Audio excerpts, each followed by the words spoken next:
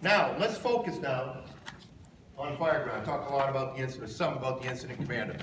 Again, tip of the iceberg, better yet, tip of the pin. I'm going to talk broadly, give you a few things. Again, we'll refer you back to, if you go to the FDI site, you can download. I wrote the March and April Volunteers Corner on Risk Management. There's a lot more information there that will get you going and get you started. As the IC, you need to remember, your decisions matter and affect the lives of the people on that fire ground. There's no getting around it.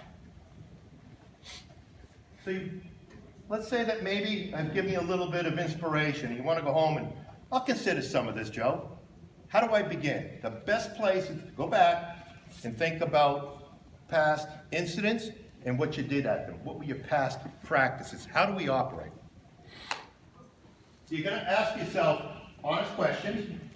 You're going to give yourself very honest answers, and I'm going to beg you, do not fool yourself.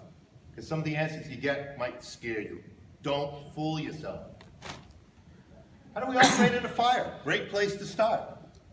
En route, there's that seatbelt. We're all wearing seatbelts, but we having that dancing back. And I've danced many times in back.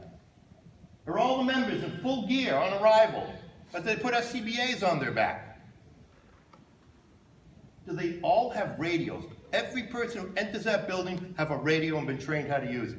Now, I can hear the acid dropping in some of your stomachs saying he wants me to give them radios to everybody entering the building. Radio traffic is out of control. I agree. But you know what? Let's back up and say, why is it out of control? What's your radio training like? Okay, what's your first name, sir? Tom. Tom, I'm going to use you, Tom. Oh, I could have looked right there, thank you. Boy, see, that's what happens when you get old, you can't remember. Tom, come on in, got the new radios. Here's how it works. The little button here, you turn this that way, and you hear the click, it just went on, and this is the volume. This button here are the channels. You see the 16. I don't know if they still have this. Maybe they don't, but play along with me. Put it on 1 or 16. And it's our frequency, and all the in between are the mutual aid companies, and who they are on the back of the radio. We've put a sticky thing for you. To operate it, you push this button, pause, talk. When you're done talking, let go. If you use the lapel mic, push that, let go when you're done talking. Any questions? Great. Here's the charger. When the green light comes on, it's all charged up. Tom, be a good guy and make sure it's fully charged when you come to the fire. Any questions? No, sir. Great. Here's your radio. Radio training. Did I say to Tom, hey Tom, as a firefighter, this radio is given to you specifically as an emergency tool. It's for you to be able to call a mayday if you get lost, separated, or trapped. It is not for you to be broadcasting what you think is going on or calling your officer who's 2 feet in front of you, asking them what's going on.